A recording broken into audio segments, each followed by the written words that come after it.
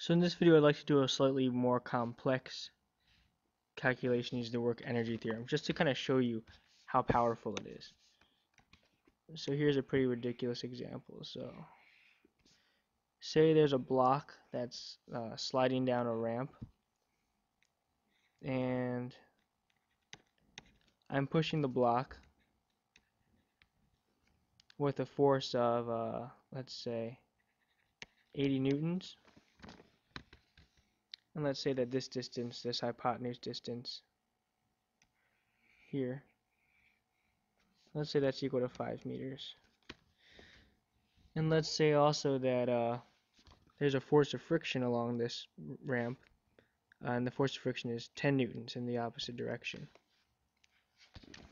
And now I want to know if the block started at 2 meters per second, what will be its velocity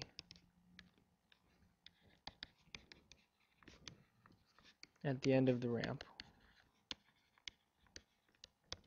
Okay, so this is a much more difficult problem than the last one.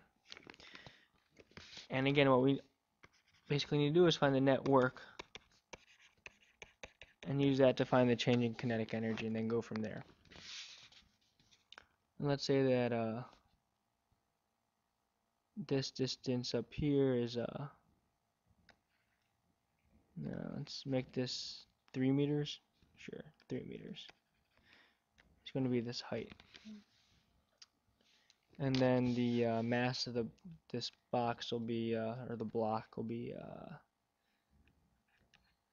20 kilograms.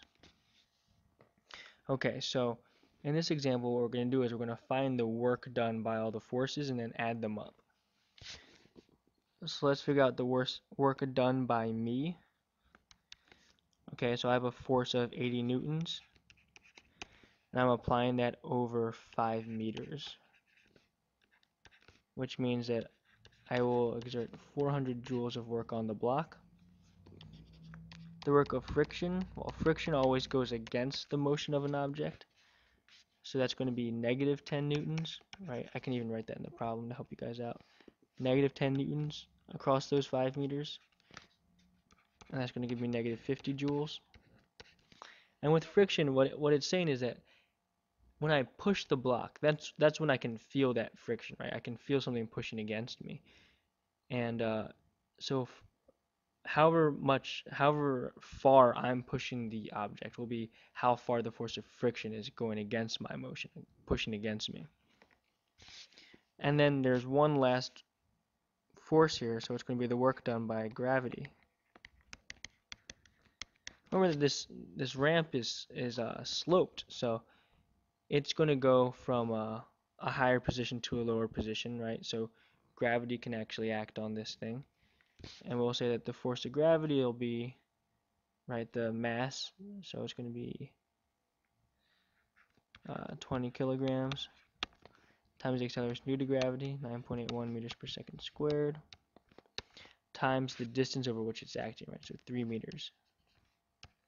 And that's going to give me 586.1 joules. I lied. 588.6 joules. So you can see already that there's not much friction on this block and ramp, and that even if I were not pushing it, that the work done by the gravity, would be taking this block pretty far, and it would be the block would end up with a good amount of kinetic energy. Let's just kind of add all of these together. So the net work is going to be equal to, let's see here, 938.6 joules, right? Because that negative 50 kind of takes away from the work. And we know that this is going to be equal to the change in our kinetic energy. And we know that we started out with an initial kinetic energy. So we'll actually have to do this calculation. And we'll do that in the next video.